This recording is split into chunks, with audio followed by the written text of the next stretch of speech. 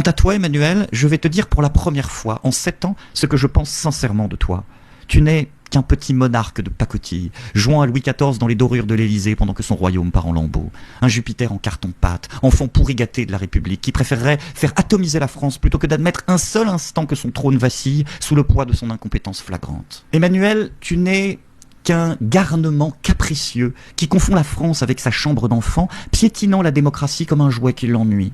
Contemple ton œuvre, pathétique héritier des banquiers, toi qui as traversé la vie comme on traverse un salon, les pieds posés sur le tapis rouge déroulé par ses serviteurs de chez Rothschild. Tu penses avoir mérité ton trône parce qu'on t'a dit depuis la naissance que tu étais exceptionnel, petit prince de l'ENA, qui prend ses désirs de grandeur pour une légitimité divine. Écoute-toi déblatérer, t'es en même temps nauséeux, jouant avec les contradictions et le destin du monde comme un clown triste ayant perdu son public. Tu promets tout et son contraire, changeant d'avis comme de chemise Dior, pendant que tu contemples ton peuple crever avec la compassion d'un robot défectueux. Qu'il traverse la rue, croasse-t-il de son perchoir doré, lui qui n'a jamais traversé que des antichambres dorées. Te voilà maintenant, petit dictateur en herbe, qui se prend pour un chef de guerre parce qu'il s'imagine que bombarder les Russes est aussi simple que d'inonder les gilets jaunes de lacrymo avec la jubilation perverse d'un enfant qui arrache les ailes d'une mouche. Mais la violence, tu ne la connais que par procuration, protégée derrière tes cordons de CRS pendant que tu théorises la guerre derrière ton bureau. Regarde comme tu t'agites, petit pantin du CAC 40, utilisant chaque crise, chaque tragédie comme une occasion malsaine de dresser ton peuple récalcitrant. Emmanuel, tu n'es qu'un préfet de pensionnat,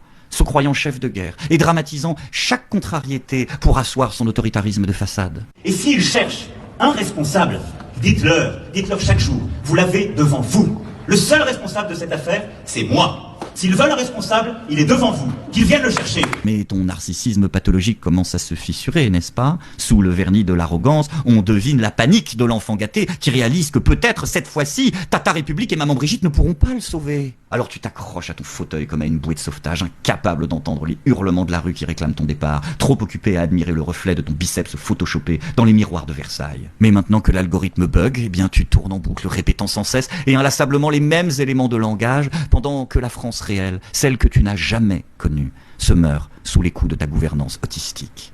Casse-toi, pauvre. Quant à toi, Emmanuel,